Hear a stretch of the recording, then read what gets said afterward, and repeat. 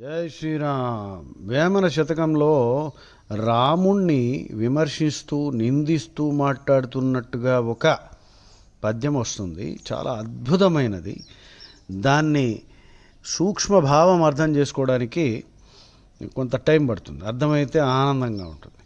కనక మృగము భువిని గద్దు లేదనకయే, కనక మృగము భువిని గద్దు లేదనకయే, తరుణి విడిచి చనియే దాశరథియు, తరుణి విడిచి చనియే దాశరథియు, తెలివిలేనివాడు దేవుడెట్లాయరా విశ్వదాభిరామ వినురవేమా.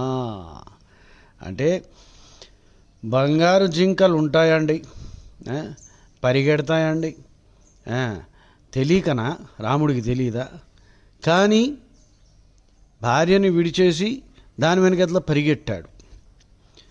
అంటే తెలివిలేనివాడు దేవుడు ఎట్లా అయ్యాడ్రా అని ఒక రిటారికల్ క్వశ్చన్ అడుగుతున్నాడు వేమన. అంటే ఇక్కడ రాముడికి తెలివి లేదు అని అనడం కాదు. అంటే ఈ మాయకు లోబడని వాడు అంటూ ఉండడు. మాయకు లోబడకుండా ఏ మనిషి ఉండలేడండి. మనుష్య జాతిలో పుట్టాడు కాబట్టి రాముడు కూడా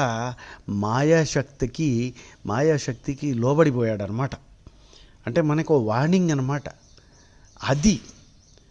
పైగా అఫ్కోర్స్ మీరు ఆధ్యాత్మ రామాయణం చదివితే, వేదవ్యాసుడు రాసింది, రాముడు ఏం చెప్తాడు తెలుసా లక్ష్మణుడితోటి? ఆ మాయా జింక, బంగారు జింక మారీచుడురా, వాడు నా గొప్ప భక్తుడు, వాడికి మోక్షం ఇవ్వడానికి నేను ఇప్పుడు వెళ్తున్నాను.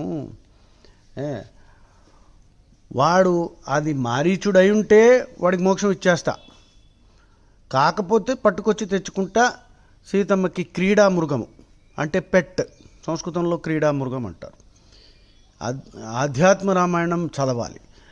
ఒక్క రాముడి గురించి తెలుసుకోవాలంటే ఇంటర్టెక్చువాలిటీ, ఎన్నో రామాయణాలు చదివితేనే కానీ అర్థం కాదు. తెలియకుండా వెర్రివాళ్ళు చాలామంది మాట్లాడుతూ ఉంటారు. రాముడు మాంసాలు తిన్నాడు, లక్ష్మణుడు సీతమ్మ ఇంకా జింకని శుభ్రంగా బిర్యానీ చేసుకుందాం తిందామని, ఇలాంటి వెర్రి వెధవల్ని చెప్పాలి, ఒరే ఫస్ట్ చదివి మాట్లాడరా వెధవా అని. దేవుడంతటి వాడు కూడా మాయకు లోబడిపోయినాడు అని చెప్పడానికి అనమాట. మనకి జాగ్రత్తగా ఉంటారా నాయన, గోల్డెన్ డియర్ ఇన్సిడెంట్స్ వస్తాయి. మాయా లేనిది ఉన్నట్టు కనిపిస్తుంది, అదేరా మాయా బాబు, జాగ్రత్తగా ఉంటారా నాయన. కనక మృగము భువిని గద్దు లేదనకయ్యే